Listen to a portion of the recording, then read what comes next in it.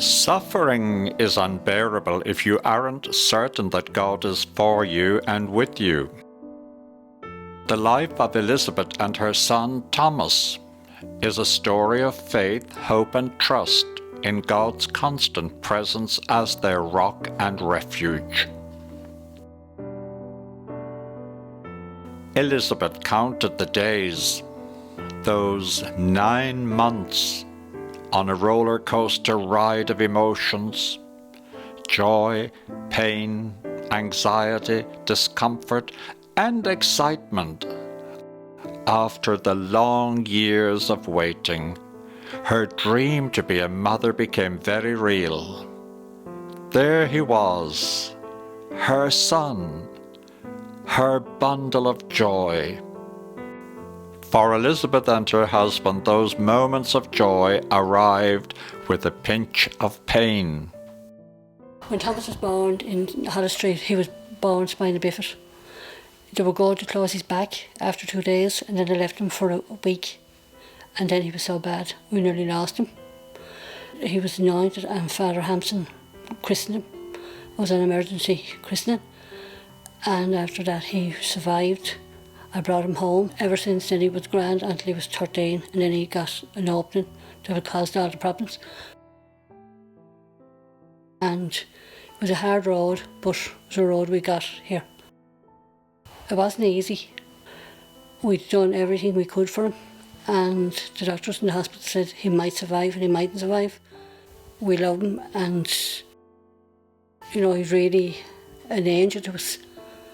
I never had children before, and as I say, one was sent, but it was a cross. And now his daddy's gone, my partner's gone through cancer. So it's a cross we have, but it's a cross we will bear.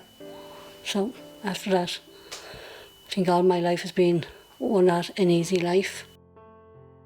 But I think with Thomas, you have an easy life to go along and to help.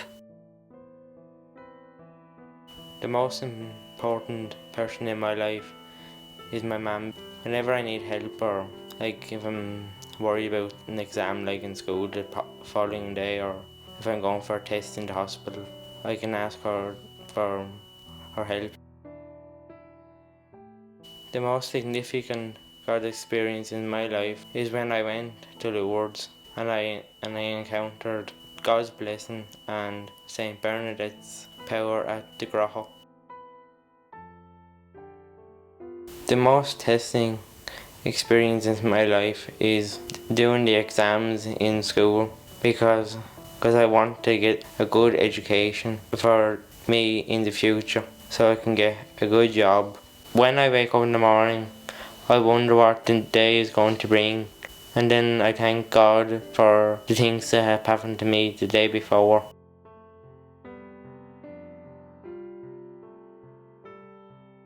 God's love gives me strength when life is tough, especially when I'm having a bad day because something didn't go right, or I'm worrying about something that's going to happen in the hospital the day after, or the week, or during the week.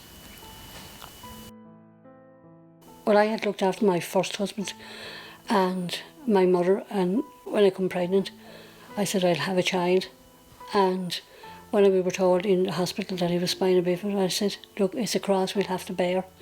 It was a shock, all right, but I just got up and went and started going, helped him and done whatever I had to do.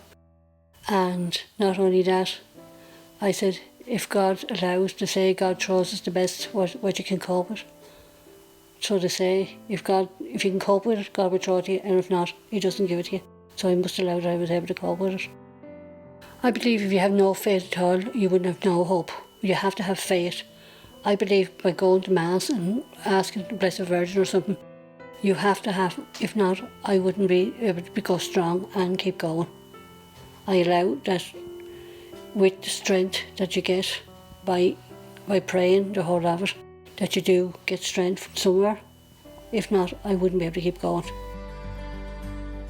Psalm 23 verse 4 says, Even though I walk through the valley of the shadow of death, I fear no evil, for you are with me. Your rod and your staff, they comfort me.